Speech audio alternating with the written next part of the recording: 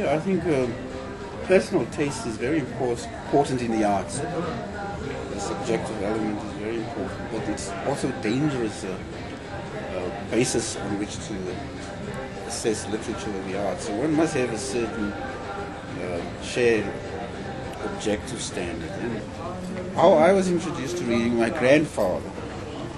I was a very sort of sickly boy when I was young. I had sort of chronic chest problems. Grew up in Heidelberg, on a small holding there, and spent most of my time with my grandfather, who was a storyteller. He used to tell me stories. My father in the evenings used to recite English poetry to me. And then the first book I got, I still have a copy of it. It was The Three Kittens. They tried to paint, I can't remember the title anymore, they tried to paint someplace. And, they just make a mess, and paint runs everywhere. And I just loved it, that anarchy and the bright colors. They asked James Joyce, whom would he take? James Joyce is an Irishman, and pretty critical of the history of the English in relation to the Irish. They asked him, who would he take? Would he take Homer? The Odyssey, because Homer's text had shaped his own Ulysses. Would he take Dante? Because the Divine Comedy was also a great classic of world literature. And after upon reflection, he said, "Well, I think I'll take the Englishman.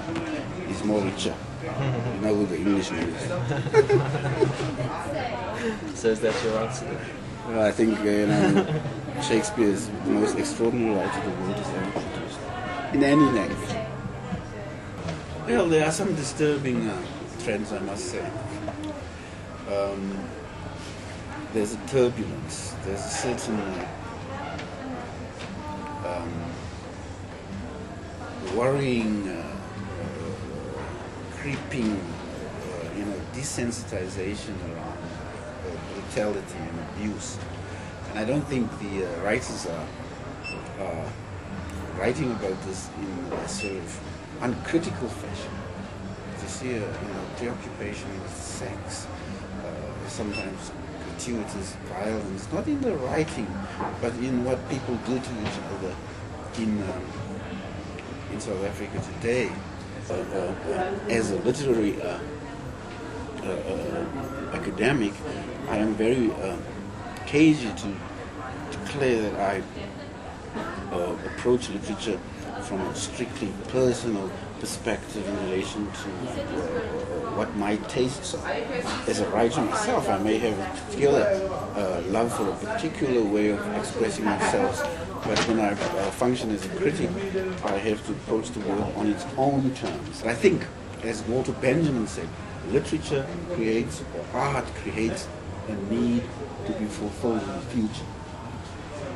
Right? So in other words, there will be more reading. There will be reading, and when they all wake up to another it, 20.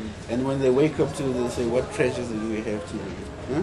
And that's what art really is. It's not always about writing about the past, and even if it seems to be writing about the past, it's not always fulfilling a need in the present.